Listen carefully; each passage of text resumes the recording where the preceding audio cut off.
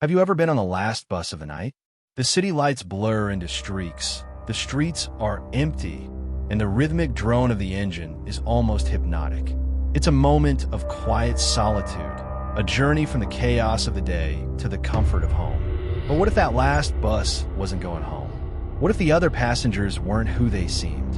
And what if the final destination was a place you could never, ever leave? In the winter of 1995, the final journey of bus number 375 in Beijing became the foundation for what many call China's most terrifying and unexplainable horror story.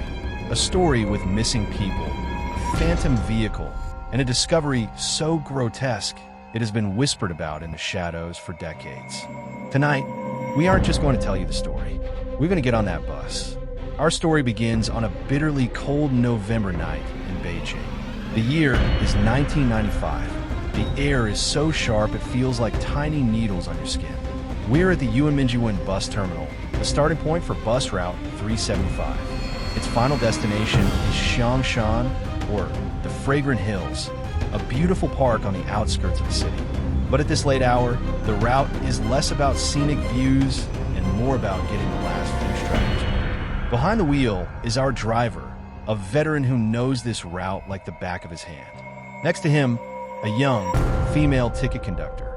On this final, desolate run, they have just a handful of passengers. Among them, a quiet young couple, huddled together for warmth, and an old man, sitting alone, his gaze fixed on the dark world passing by outside his window.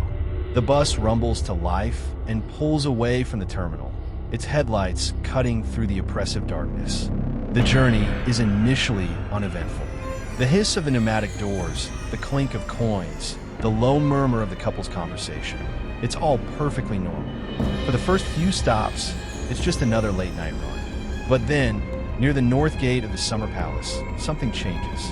Far from a designated bus stop, in a poorly lit stretch of road, two figures flag the bus down. The driver, initially hesitant, sees them waving frantically and decides to stop. He's tired. He just wants to finish his shift. The bus doors hiss open, and a cold gust of wind blows inside. But this wind feels different. It carries a stillness with it. Three people board the bus. Two men are supporting a third man between them. His head hung low, his face obscured by shadows and a long haircut. What's immediately strange is their attire. They are all dressed in traditional robes from the Qing dynasty, the kind you'd only see in a historical drama or an opera. The conductor, a bit unnerved, says, "Hey, what's with the costumes? You guys actors from a nearby set." The two men supporting the third don't respond. They don't even look at her. They just silently glide toward the back of the bus and sit down.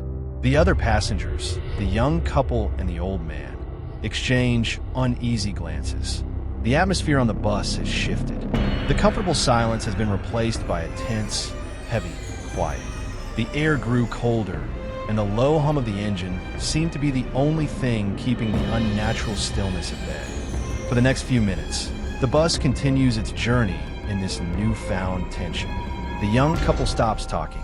The ticket conductor keeps nervously glancing back at the three strange men, who sit motionless, their faces still hidden in shadow. It's our old man, the one who is sitting alone, who seems the most disturbed.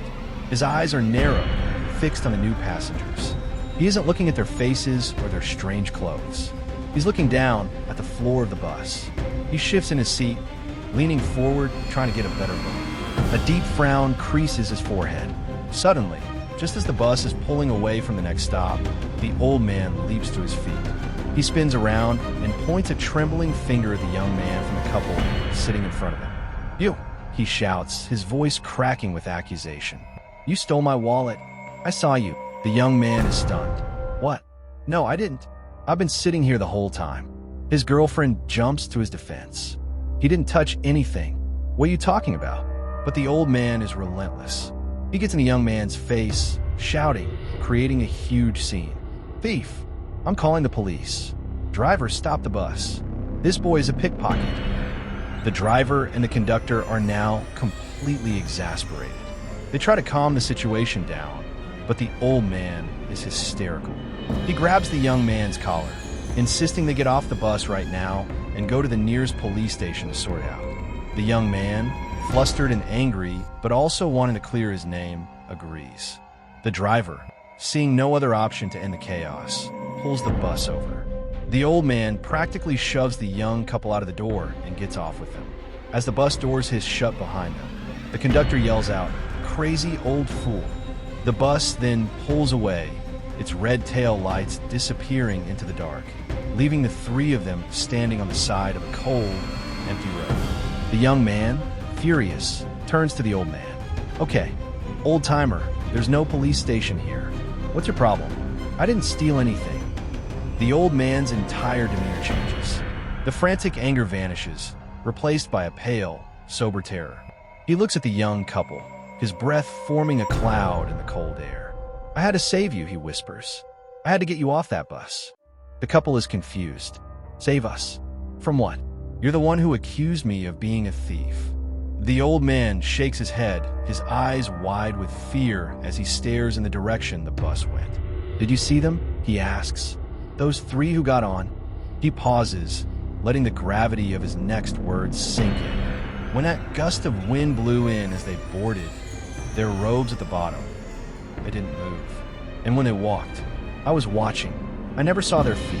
They were floating. Those things on that bus, they weren't people. A chilling silence falls over the trio standing on the roadside. The young couple stares at the old man, his terrifying words hanging in the freezing air. What he said was impossible, insane, and yet the sheer panic in his eyes was genuine. He immediately took them to the nearest police station to report what he'd seen. As you can imagine, the officers on duty were skeptical. An old man rambling about ghosts on a bus. It sounded like a prank or the delusions of a senior. They took down a statement likely to humor him and sent them on their way. But the next day, things took a dark turn. The bus company reported that the final bus 375 from the previous night never returned to the depot. The driver and the female conductor were missing. They had vanished. Suddenly, the old man's frantic report didn't seem so crazy. The police launched an investigation.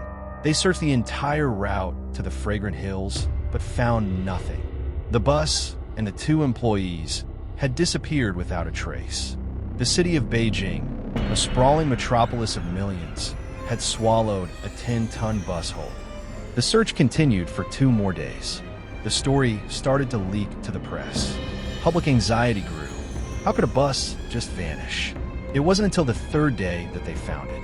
About 100 kilometers away from its final destination of Fragrant Hills, submerged in the Miyun Reservoir, was the bus 375. When they pulled the massive vehicle from the murky water, the horror was amplified. Inside, they found 3 bodies, but they were heavily, almost unnaturally, decomposed. They had only been missing for 2 days, but the bodies looked like they had been underwater for weeks, if not months. The coroner identified the driver and the ticket conductor. The 3rd body, however, remained a mystery. It was an unidentified male. But the most disturbing part of the entire Beijing bus 375 incident was yet to come. The police performed a routine check of the vehicle. They checked the fuel tank to see if it had run out of gas, which might explain why it had gone off-road and ended up in a reservoir. The tank was not empty, but it also wasn't filled with gasoline. Inside the fuel tank of the bus, they found it was filled to the brim with fresh human blood. Part 4. The Unraveling, 25:00, 35:00. This is the point where the story transitions from a chilling ghost story into a legendary mystery. Let's try to piece this together. We have a bus that vanishes, 3 witnesses who were saved by a strange ruse, a vehicle found 100 kilometers off-route, 3 decomposed bodies, and a gas tank full of blood. The official explanation, the one pushed by authorities at the time to quell public fear, was simple. The driver, due to the late hour and bad weather, must have lost control, crashed into the reservoir, and it was all just a tragic accident. They completely dismissed the old man's story and the strange findings. But this official version is full of holes. First, the location. The Miyun Reservoir is nowhere near the 375 bus route. To get there, the driver would have had to make a conscious, massive detour and drive for hours. Why? Second, the gas tank. The bus had enough fuel when it left the station to complete its route and return. Police logs confirm this. If it crashed, how and why was its tank drained and filled with blood? There is no logical explanation for this. It's the detail that cements this story in the realm of the paranormal. Third, the bodies. Why were the driver and conductor so badly decomposed after only 48 hours? And who was the third body? Remember, the old man saw 3 ghosts get on the bus. The witnesses who got off were the old man and the young couple. 3 people. If the 3 ghosts remained on the bus with the driver and conductor, that's a total of 5 people. But only 3 bodies were found. Where were the other 2 passengers, the 2 men in Qing robes who were holding up the third? This story has become a cornerstone Chinese urban legend. And like all great legends, it has variations. In some versions, it's an old woman and her grandson on the bus. The grandmother causes a scene to get them off after she sees the new passengers have no reflections in the window. But the core elements, the phantom passengers, the bus disappearing, and the horrific discovery, remain the same. The true Fragrant Hills mystery isn't just about whether ghosts exist. It's about the complete breakdown of logic. Every piece of evidence defies a rational explanation. The story taps into a deep-seated fear that the ordinary world we know has a fragile veil, and sometimes, for reasons we can't understand, that veil is torn open, and something terrifying from the other side slips through.